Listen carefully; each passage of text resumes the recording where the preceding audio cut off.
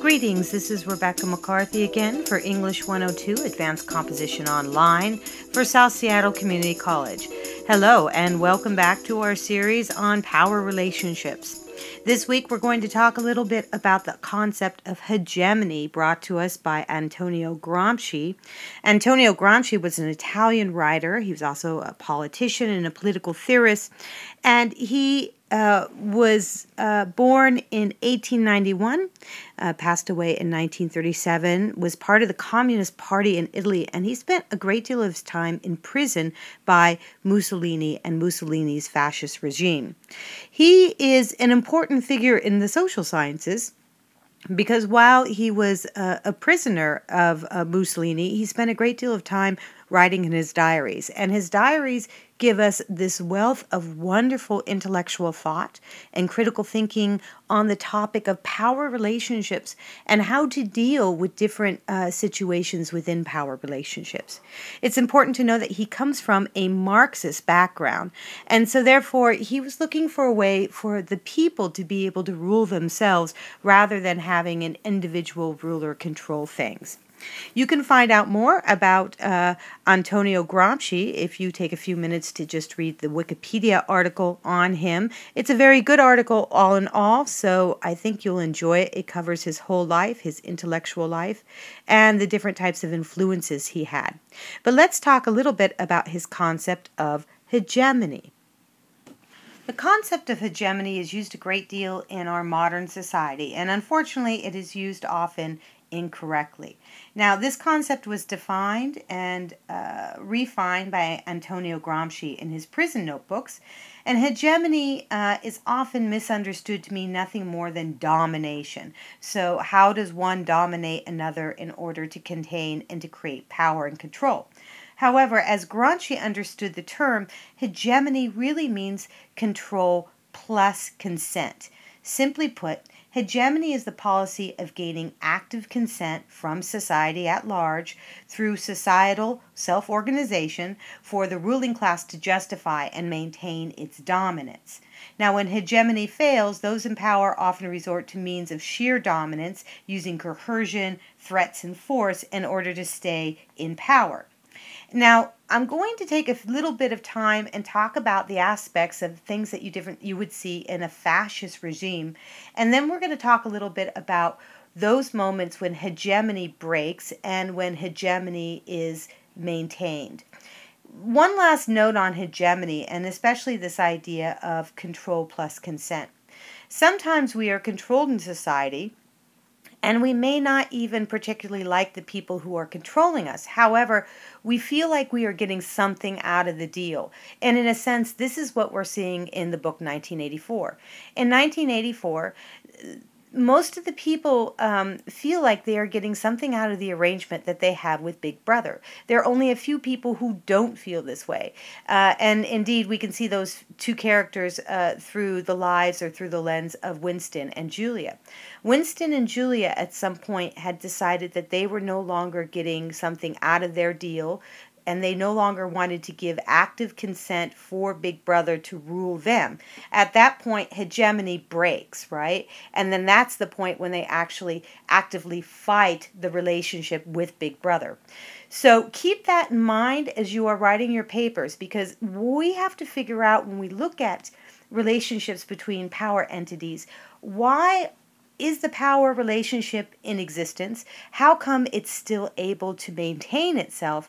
And why are we, possibly the little brothers, giving consent to the particular arrangement we may be in?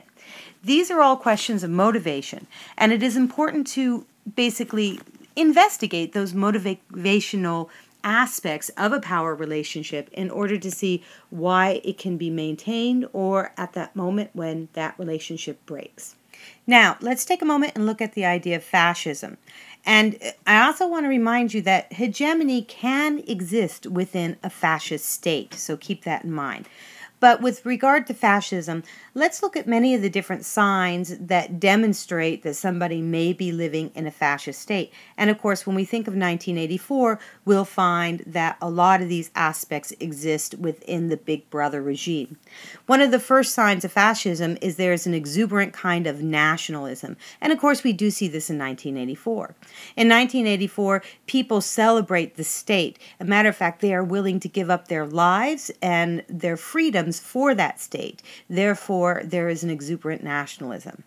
The second sign of fascism is that enemies are identified, and this is a form of scapegoating in which you're blaming a particular person or particular party in order to create an enemy of the state. And of course, we see this a great deal through the organized hate 2 minutes that you see in 1984 and Goldstein. Now, Goldstein is significant because, of course, Orwell wrote 1984 right around the end of World War II, and, of course, the great scapegoat for Germany at that time was the Jewish people. So he is playing off of his own history as he is creating a major scapegoat person image in the resistance of Goldstein and Goldstein's resistance organization. The next major sign of fascism is that one's rights disappear. And what's interesting in 1984 is we go back to this idea of Winston saying that there are no laws, but there are laws, of course. There's thought crime, for example. And there are a lot of different ways in which one's freedoms and one's rights have disappeared within 1984. But because of the use of doublespeak and the changing of language itself, it almost appears as if the disappearance of rights means the awarding of rights, which is a very interesting tactic that we see Big Brother use in this novel, 1984. The next sign of fascism is that secrecy is demanded. And of course, we see that all throughout 1984 as well.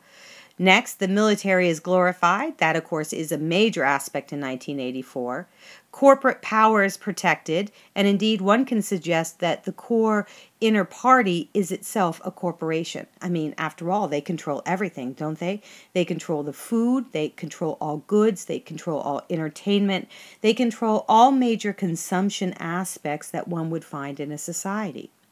The second form of or sign of fascism is that corruption tends to go unchecked. And of course, we see this all throughout 1984 again. For example, the inner party has access to good coffee and good chocolate and good food in general, whereas the outer party and, of course, the probes, they don't have any access to any of these things. So there is a great deal of corruption within the inner party itself. The media is controlled in fascist societies, and of course the media is terribly controlled in 1984. There is also rampant sexism or a return to traditional values. And we see this in 1984 as well. This whole idea that women must be pure and must not become sexually active. We even see that the traditional family values of two parents and children are encouraged in 1984, even though the children are encouraged to tell on the parents. In 1984, we also have a huge disdain for intellectuals, anybody who would critically think. And this is part of the reason why we see the power of doublespeak in this particular book. There's also an obsession with crime and punishment, as we see what happens to poor Julia and Winston. And elections are stolen. In this particular case, there are no elections at all. And so, in a sense, the elections are always stolen in the book 1984. Now let me talk briefly about hegemony. Again, hegemony is this idea that, cultural hegemony is this idea that society gives active consent for the control that they are under. And this is done through the organizations that are created within society itself. In 1984, there was a great deal of hegemony. We have people agreeing to the overall relationship between Big Brother and themselves. And so there is a sense that for some reason or somehow, most people feel like they are getting something out of the deal. Of course, they are being brainwashed to think this way, but regardless, whether it is brainwashing or it is willing absolute consent, there is something going on. There is an active consent being given to Big Brother. Hegemony does break, though, at the moment that we see Winston and Julia say no to that relationship. And once Big Brother finds that hegemony has broken between these two, they do exactly what Antonio Gramsci suggests. They resort to coercion, and they also resort to violence and threats in order to maintain their power over these individuals. What's interesting is that the Big Brother organization is able to do this on a one-to-one situation. They don't have to do this coercion and this great effort to give threats and force to all of society, but just to those few who seems to fall from the pedestal of hegemony and consent. So we have to figure out at what moment do these characters say no. It's pretty easy to understand that motivation with Winston, but it gets a little bit more difficult with Julia, because Julia, though, also offers an active consent for the relationship. She just likes to challenge the government in general.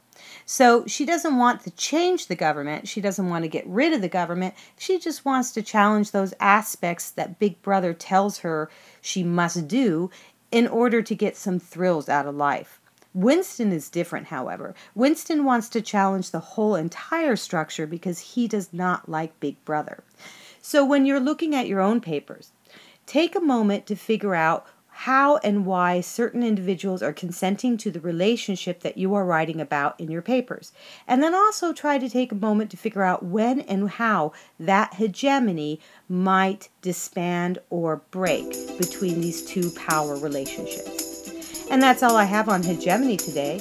I look forward to talking to you more about this concept on the discussion boards. Until then, have a great week and goodbye.